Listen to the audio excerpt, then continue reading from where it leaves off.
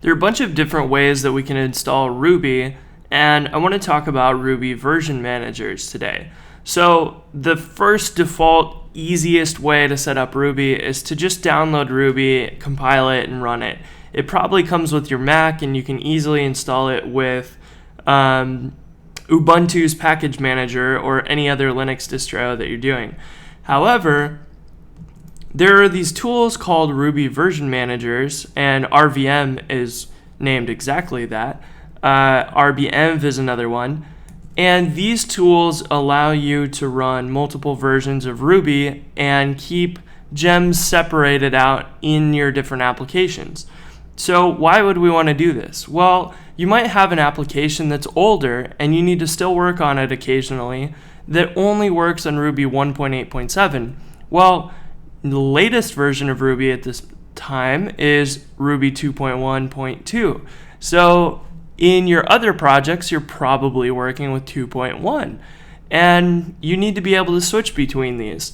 So RVM and RBenv and these other tools allow you to switch between those Ruby versions and automatically kind of detect that per application. So your applications can define which version of Ruby they use, and that's it. You don't need to do anything more. So what's the difference? Well, RVM is a very full-featured version manager. So if you've never done anything with Ruby before, it might be good to use RVM because there's so many things that it helps you with. However, RBenv is designed for people who are a little bit more familiar with it and want a lightweight version manager. So RBenv will set itself up very lightweight. It will add itself to your environment variable called path, and then when you type Ruby, it will look at your path, find the Ruby executable, and then go from there. And RVM will actually take and override some of your environment stuff as well, and go a little bit deeper. So it'll upgrade the cd command and several other commands.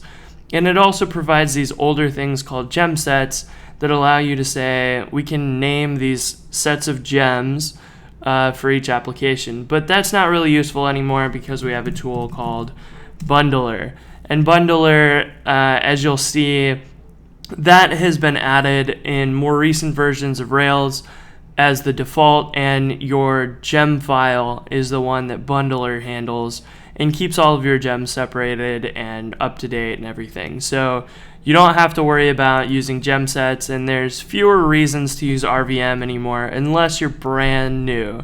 But if you're up to the task, I recommend using RBenv because it's much better because it's lightweight and you can spend your time learning how it works and not being too afraid of what problems you'll run into, because there's really not too many and it's very simple to use. So if you're brand new, you may check out RVM.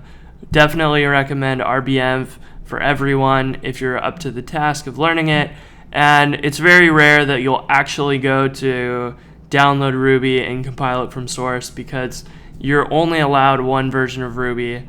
And generally developers tend to work on a bunch of different projects and always kind of want to install the latest version of Ruby. These other tools allow you to do that, but if you were to do it yourself, you'll have to constantly be messing with things, and that's not super fun. So that's a really quick rundown of version managers and how they sort of differ from each other. So if you're interested, definitely check out RBenv and enjoy.